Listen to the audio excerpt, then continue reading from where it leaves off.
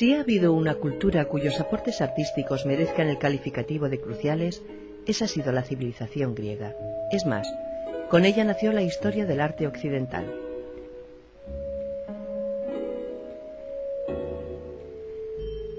La influencia estilística de esta antigua nación mediterránea, lejos de menguar, fue sobreviviendo el paso de los siglos hasta convertirse en la gran constante de la cultura europea, fundamentalmente en lo que respecta a la escultura y la arquitectura.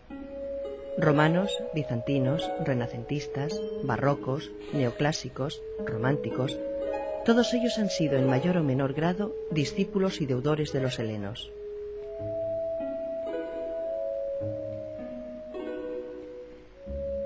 Fueron los escultores griegos que alcanzaron su apogeo en el siglo V a.C., los primeros en representar la naturaleza tal cual es.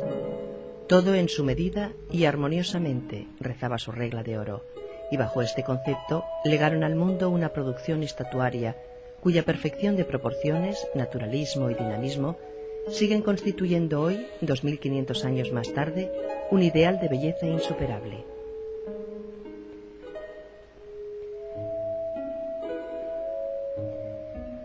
También los arquitectos helenos fueron precursores sublimes. Los tres órdenes que codificaron, a saber, el dórico, el jónico y el corintio, se mantuvieron durante milenios como paradigma supremo de estética y funcionalidad. Sin ir más lejos, los cánones según los cuales edificaron sus templos, así como las mediciones y elementos arquitectónicos que emplearon para ello, todavía se utilizan debidamente actualizados en las construcciones contemporáneas.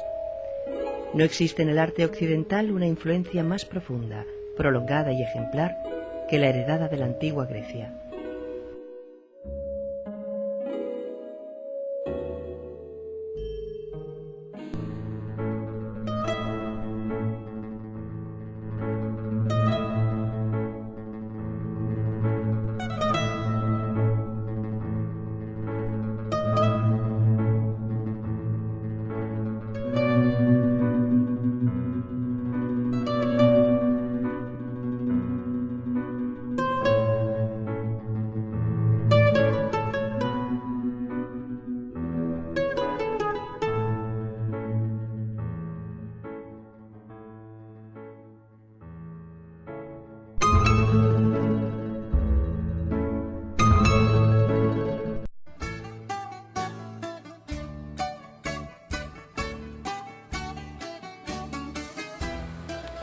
Durante el periodo arcaico, con la extensión geográfica y económica de la civilización griega, el incremento de la riqueza y los contactos con el exterior propiciaron el desarrollo de la escultura monumental, que se hacía con el mármol y la piedra caliza que abundaban en Grecia.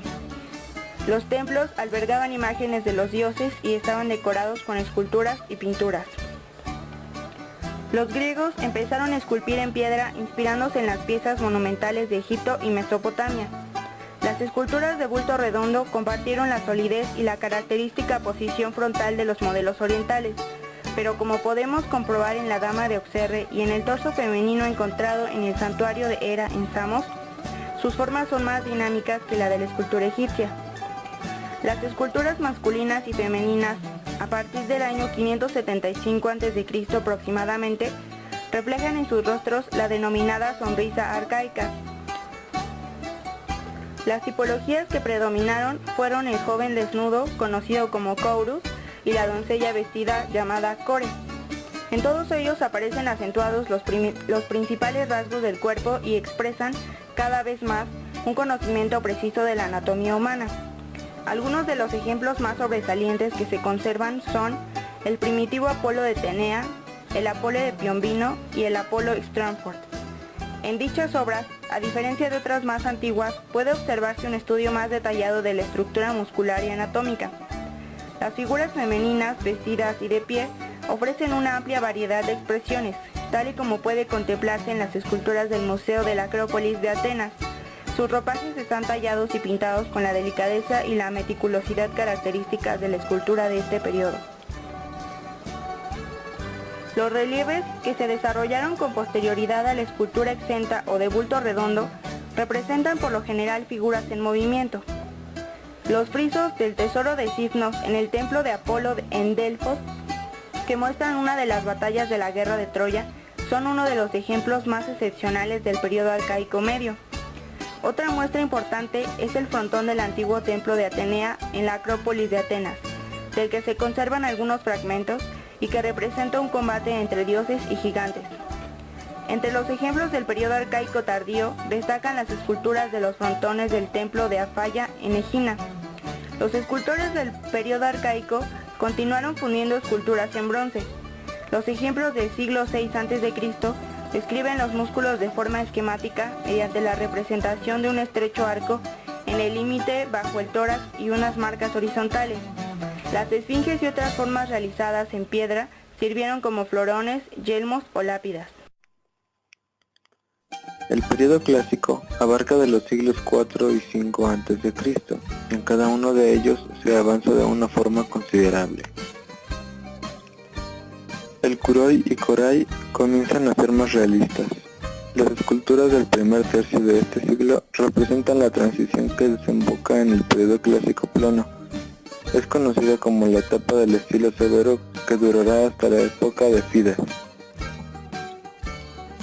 Pitágoras de Samos, escultor de Aurija de Delfos, uno de los pocos originales que conservamos de la escultura de metal, formaba parte en una cuadriga de bronce que ofreció a Delfos, un príncipe de Sicilia, con motivo de la victoria obtenida por uno de sus carros. Los pies se sitúan oblicuamente respecto al cuerpo, el cual acentúa levemente la torsión lateral de acuerdo con los brazos y cabeza. Otro artista es Critios, a quien se le atribuye el grupo de los Tranicidas y el efebo de Acrópolis, rompiendo con la clásica frontalidad arcaica.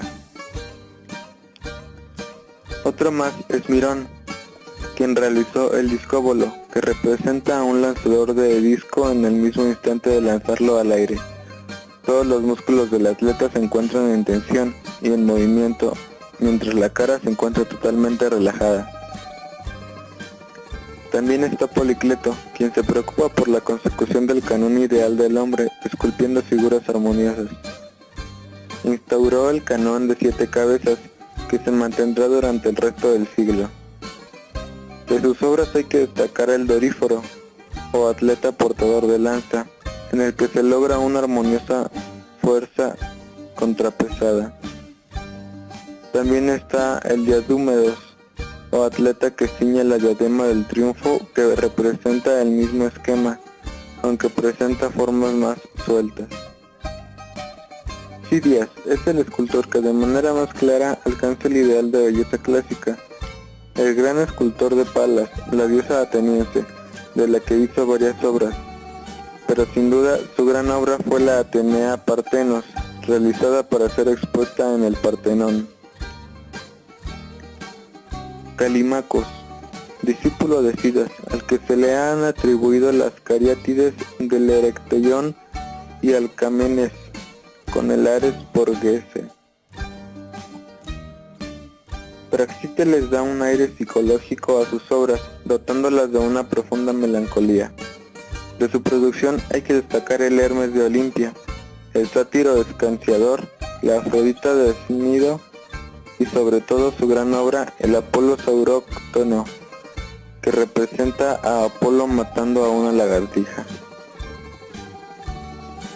Copas de Paros, que de su producción cabe destacar Ménade, conocida también como Ménade danzante o Ménade furiosa, y representa a una de las ninfas que acompañaba y rendía culto al dios griego Dionisos en el momento de danzar, de ahí su postura retorcida. Lísipo representa la transición entre lo clásico y el helenismo. Su obra más conocida es el Apuxiómeno, escultura que representa a un atleta de rostro cansado por el esfuerzo en el momento de limpiarse, con el estrígilo, el polvo mezclado con el sudor y el aceite tras la competición.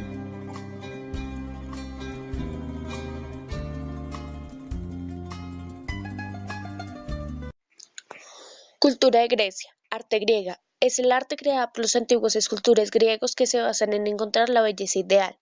Todos los fundamentos de la cultura griega se basaron en la cultura occidental, de aquí vino el arte. El arte griego es de la época clásica, se basó sobre todo en la escultura y en las cotas de perfección. El arte griega no se debe confundir con el arte contemporáneo, el arte gótica o arte precolombina. El arte griega en las esculturas se puede clasificar en arte femenina, arte masculina y variantes.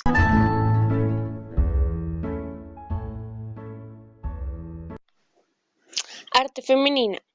Tiene una forma sensual y femenina, representa a las doncellas, resalta la belleza femenina. Los brazos de esta van despejados, pueden llevar una corona, su cabello va trenzado y tienen una mano en el pecho.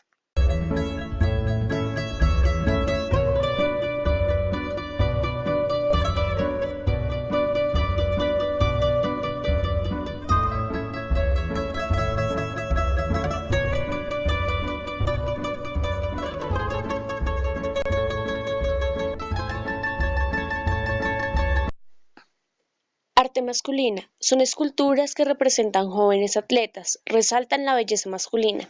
En las más antiguas el pelo cae sobre la espalda, después se cambia esto por el cabello recogido detrás de la cabeza.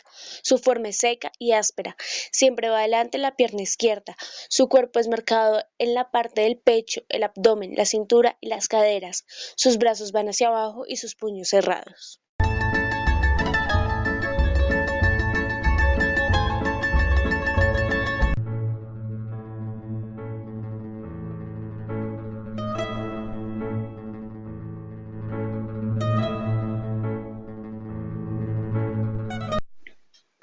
Variantes. Son esculturas que tienen una forma ruda, su cabeza es pequeña y redonda, tienen el cuello recto, nariz prominente, ojos oblicuos y saltones, labios gruesos, mentón y pómulos salientes. Se dividen en bustos y victorias. Los bustos no tienen brazos, llevan corona y tienen el pelo corto. Las victorias tienen alas, sus ropas llevan arrugas simulando movimiento.